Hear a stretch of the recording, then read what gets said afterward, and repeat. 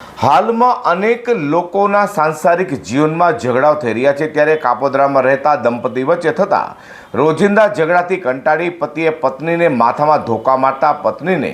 લોહીલુહાણ હાલતમાં હોસ્પિટલમાં સારવાર માટે ખસેડાઈ હતી, જ્યાં હુમલો કરનાર પતિની પોલીસે ધરપકડ કરી છે। છેલ્લા ઘણા સમયથી લોકોમાં પારિવારિક ઝઘડાઓ વધી રહ્યા છે, તે સુરતના કાપોદ્રા વિસ્તારમાં પતિ અને પત્નીના રોજિંદા ઝઘડાનો કરુણ અંજામ જોવા મળ્યો છે। કાપોદ્રા પોલીસ મથકની હદમાં પતિ દ્વારા પત્નીને માથાના ભાગે ધોકા મારી હત્યા કરવાની કોશિશ કરાઈ હતી।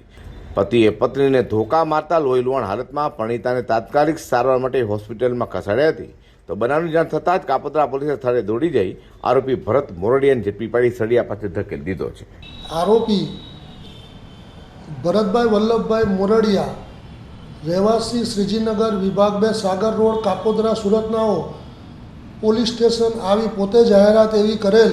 કે મારી પત્ની સાથે મારે અવારનવાર ઝઘડો થતો હોય અને એ મને માનસિક ત્રાસ આપતી હોય અને મારા બાળકોને પણ પરેશાન કરતી હોય। મારે એની સાથે ઝઘડો થયો અને આજે બપોરે 12:30 પોણા 1ના સુમારે મેં એને માથામાં ધોકાના ફટકા મારેલ છે અને એ બેભાન હાલતમાં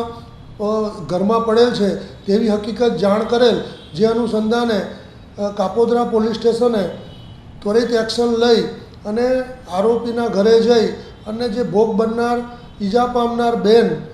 નામે મોનિકાબેન ઉર્ફે મંગળાબેનને હોસ્પિટલાઇઝ કરેલ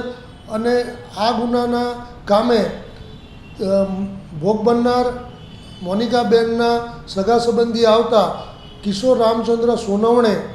રહેવાસી તેવડ ફળિયા, નવાપુર, જિલ્લા નંદુરબાર નાઓની કાયદેસરની ફરિયાદ લેવામાં આવેલ અને આ ગુનાના કામે આરોપી ભરતભાઈ વલ્લભભાઈ મોરડિયાઓની કાયદેસર અટકાયત કરી અને